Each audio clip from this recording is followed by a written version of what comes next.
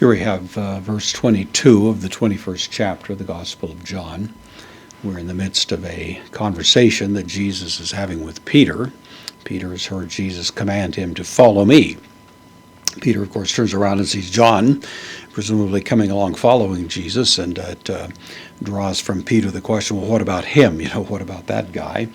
And this brings forth the following response from Jesus. So we have lege, he says, third person singular, present active indicative of lego, I say. He says auto, to him.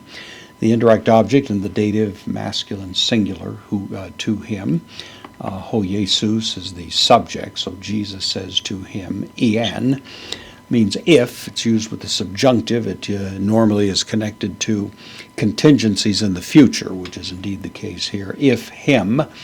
This is the personal pronoun and the masculine accusative singular. If him, thelo.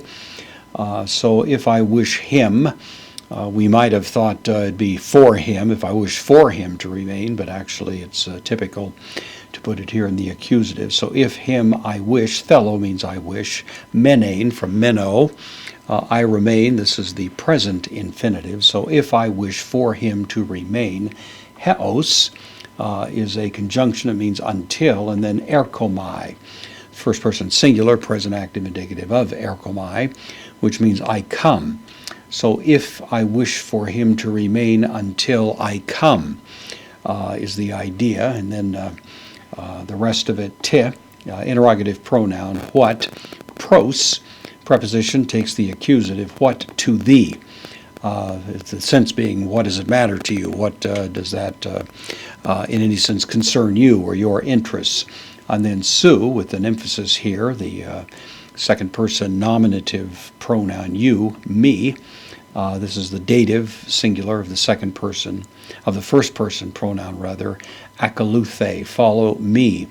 Akalutheo takes the dative, so that's why we have the dative here, you follow me.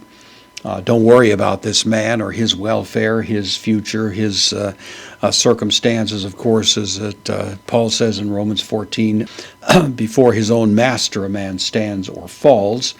And that's really the sense here. Really the question that's been connected to this is, what exactly does Jesus mean if I wish that he remains until I come? What's the significance of that? And as you can imagine, there's been a variety of views.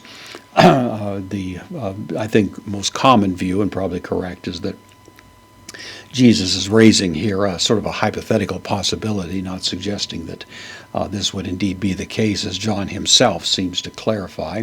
Some have thought this may be an allusion to the coming of Christ in judgment in 70 A.D.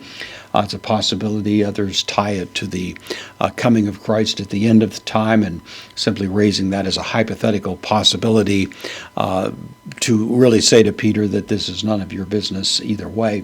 I'll leave that for another day, but the point is that Jesus is certainly giving to Peter a strong indication that his business should be to worry about his own interests and not to be trying to speculate and try to figure out what Jesus may have in mind with respect to some other of the disciples.